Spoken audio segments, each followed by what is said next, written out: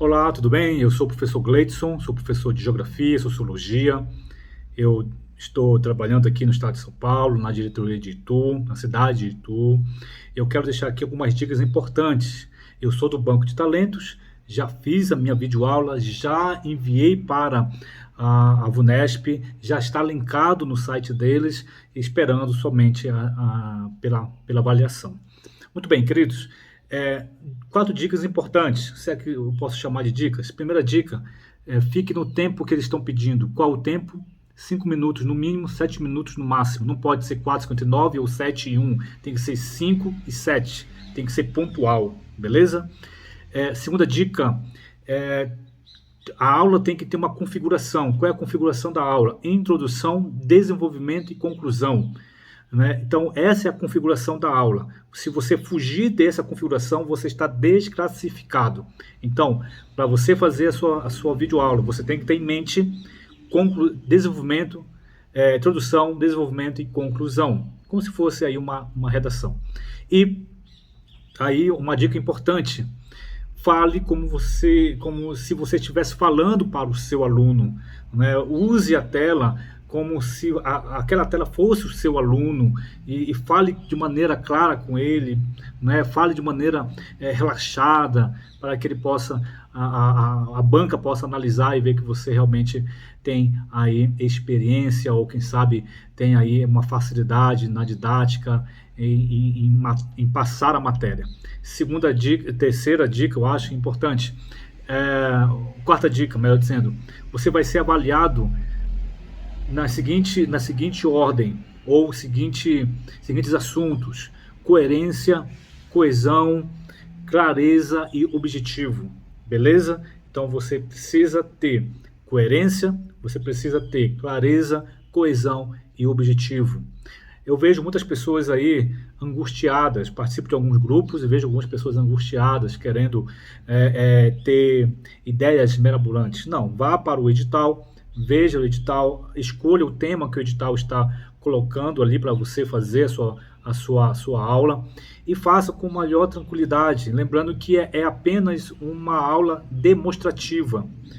Então você escolhe um tema, dentro desse tema você faz ali, né, uma aula bem tranquila, bem relaxada. Vá e faça e seja feliz. Eu vou deixar com vocês aí um dos modelos da aula que eu fiz e que já está linkado ali no site da VUNESP. Valeu, um forte abraço e boa sorte. Olá, tudo bem? Eu me chamo Gleidson, sou professor de Geografia. E hoje nós vamos falar sobre a escala cartográfica. Seu conceito, para que serve, seus tipos e também as suas medições. Está aqui em minhas mãos um mapa. E este mapa possui uma escala com vários números. Se eu não souber fazer a leitura correta dessa escala aqui, eu não vou saber qual é a sua dimensão real e muito menos qual é a sua dimensão representada. Por isso nós vamos falar sobre a escala cartográfica, para entender sobre este assunto. Então, escala cartográfica é a razão entre a dimensão da superfície real e a representação no plano. Isto é escala cartográfica. Para que serve? A escala cartográfica serve para fazer mapas e também plantas. E serve também para entendermos quanto foi reduzido aquela dimensão real para a dimensão representada. E nós temos dois tipos de escalas. Nós temos a escala numérica e a escala gráfica. Vou falar agora um pouco sobre a escala numérica. A escala numérica, ela tem essa representação em números, ok? Representação em números. Ela se dá na medida de centímetros, sempre será em centímetros, e ela tem uma leitura que nós dizemos que 1 centímetro está para 25 milhões de centímetros.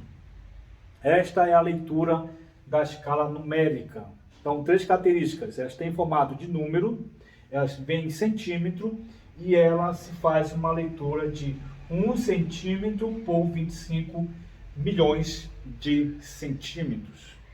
Já na leitura gráfica já é um pouco diferente.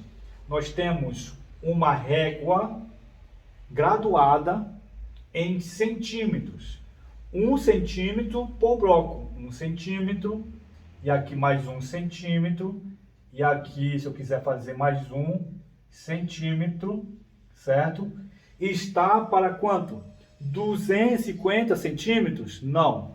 250 quilômetros, olha só. Ou em metros. Ou em metros.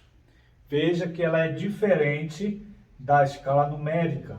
Na escala numérica ela sempre vem em centímetros. Na escala gráfica ela vem em quilômetros ou em metros. Professor, como é que eu transformo centímetros numa escala de centímetros para uma escala em quilômetros?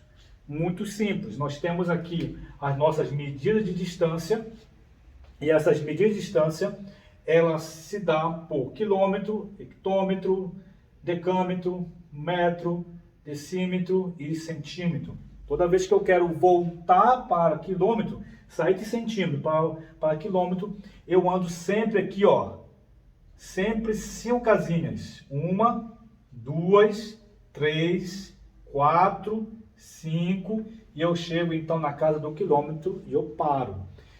Vamos fazer aqui na escala numérica. Eu quero transformar 25 milhões de centímetros em quilômetro. Como é que eu faço? Vou andar assim uma casinha para trás. 1, 2, 3, 4, 5. Macete. Toda vez que eu chegar aqui na casinha do quilômetro, eu corto. E aqui nós vamos então ter 25 ou 250 quilômetros. Beleza? Então, nós já entendemos sobre o conceito, já entendemos sobre para que serve, já entendemos os tipos de escalas e nós vamos fazer aqui uma medição. Professor, eu olhando para esse mapa que o senhor mostrou para a gente aqui, tem uma cidade A que tem 4 centímetros de distância até uma cidade B. Nessa escala representada aqui. Eu quero saber, professor, qual é a distância real. E a distância real eu vou colocar aqui o Dzão, né? Qual é a distância real? Muito simples. Toda vez que eu quero saber, eu olho para esta escala aqui. Ou veja, 1 centímetro ela equivale a quanto? 250 quilômetros. 2 centímetros equivale a quanto? 500 quilômetros. Quanto equivale 4 centímetros em reais? Ou na dimensão real? Nós vamos ter aqui, então, 250 quilômetros vezes 4. Ó, não é simples?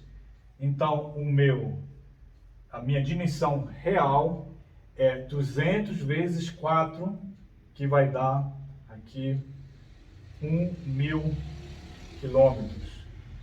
Ou seja, essa cidade de A para B, no real, ela tem uma distância de 1.000 quilômetros.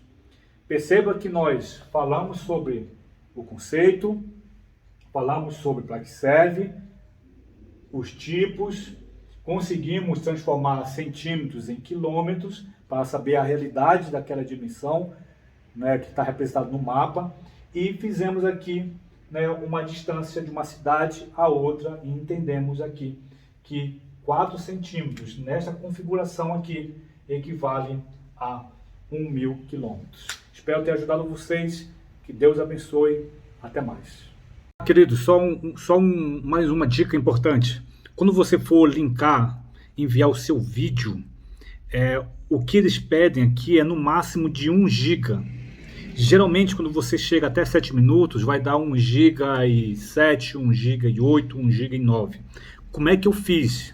Eu fiz assim, é uma dica minha, né? Como é que eu fiz? Eu joguei no YouTube, projetei no YouTube, joguei lá, depois eu baixei do YouTube, né? A minha videoaula deu 7 minutos, deu quase 7 minutos, e deu 7 gigas e alguma coisa, ou 1 giga e alguma coisa. Não ia conseguir nunca conectar e enviar para a VUNESP.